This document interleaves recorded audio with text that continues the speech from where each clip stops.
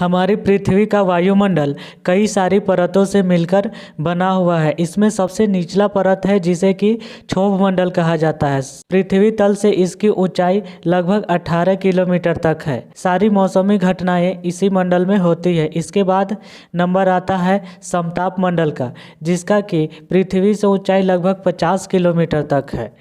इसके बाद मध्य मंडल की पारी आती है, जो कि हमारी पृथ्वी से 80 किलोमीटर ऊपर तक फैला हुआ है। इसके बाद नंबर आता है आयन मंडल का, जो कि चौथी परत है।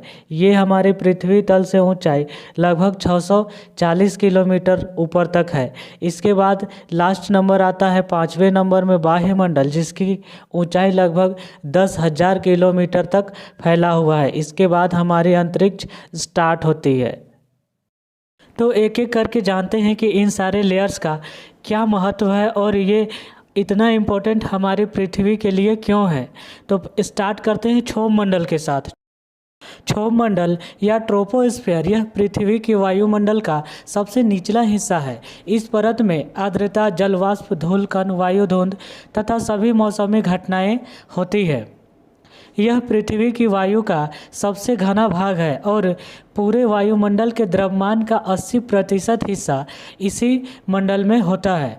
भूमध्य रेखा या इक्वेटर पर इसकी मोटाई 18 किलोमीटर तक होती है, लेकिन ध्रुवों पर यह मोटाई घटकर 8 किलोमीटर रह जाती है। क्षोभ मंडल में ही हरित गृह प्रभाव होता है, जिसके कारण हमारी पृथ्वी का तापमान 15 डिग्री सेल्सियस तक बना रहता है। अगर यह प्रक्रिया नहीं होती तो हमारे पृथ्वी का तापमान लगभग 80 डिग्री सेल्सियस माइनस का होता, तो जिसमें जीवन की संभावना नहीं की जा सकती थी। तो ये लेयर हमारे लिए बहुत ज़्यादा ही महत्वपूर्ण है।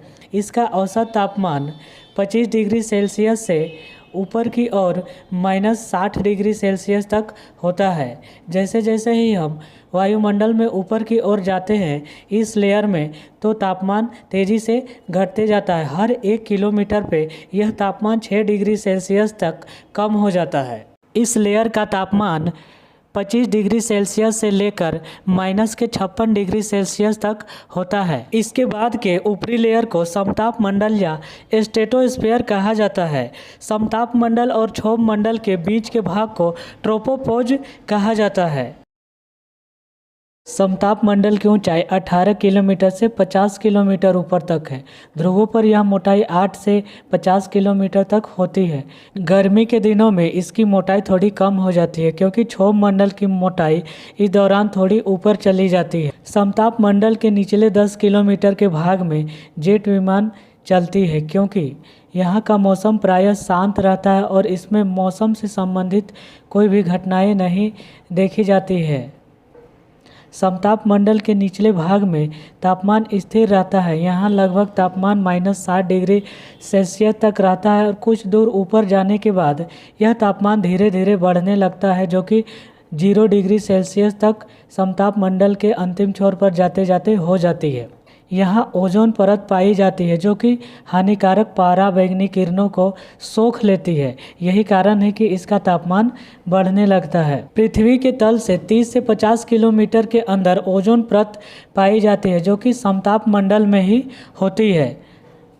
हमारे पृथ्वी के वायुमंडल की तीसरी परत, जो कि है मध्य मंडल। मध्य मंडल की ऊंचाई की बात करें पृथ्वी तल से, तो यह 50 किलोमीटर से 80 किलोमीटर तक होती है, अर्थात यह 30 किलोमीटर मोटी होती है। इसी मंडल में ही उल्कापिंडों का नाश होता है, जो कि अंतरिक्ष से आती है। इस मंडल में फिर से तापमान तेज़ी से घटने लगता है और यह 0 डिग्री सेल्सियस से घटते घटते यह -100 डिग्री सेल्सियस पर पहुंच जाता है। आयन मंडल हमारी पृथ्वी के वायुमंडल की चौथी परत, जिसकी ऊंचाई पृथ्वी के तल से लगभग 80 किलोमीटर से लेकर 640 किलोमीटर तक है। इसकी मोटाई लगभग 560 किलोमीटर है। इस परत में ऊपर की ओर जाने पर कुछ दूर तक तापमान तेज़ी से घटता है, जिसके कारण यह हमारी पूरी पृथ्वी और वायुमंडल के सभी लेयरों में सबसे ठंडी जगह है। इसके बाद जैसे जैसे ही हम ऊपर की ओर जाते हैं तो इसका तापमान तेज़ी से बढ़ने लगता है और यह 700 डिग्री सेल्सियस तक पहुंच जाता है, जिस रेडियो तरंगें इस परत पर पुनः पृथ्वी पर परावर्तित कर दी जाती है, जिसके फलस्वरूप रेडियो, टेलीविज़न, टेलीग्राफ, रडार एवं संचार उपग्रह आदि की सुविधा प्राप्त होती है। आयन मंडल में विद्युत रूप से आवेशित कण होते हैं, इसीलिए ही इसका नाम आयन मंडल है।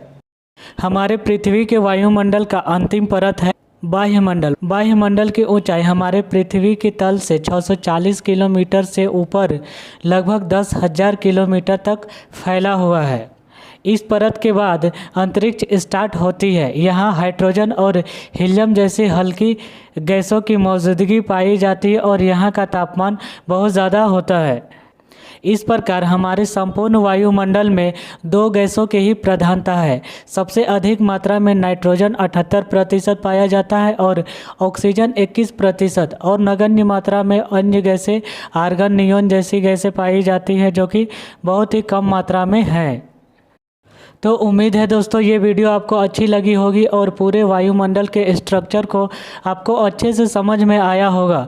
अगर कोई भी क्वेरी या कोई क्वेश्चन है तो आप मुझे कमेंट बॉक्स में कमेंट कर सकते हैं, मैं ज़रूर रिप्लाई करूंगा। अगर वीडियो को लाइक नहीं किया है तो प्लीज़ लाइक करें और चैनल को ज़रूर सब्सक्राइब करें। Thank you.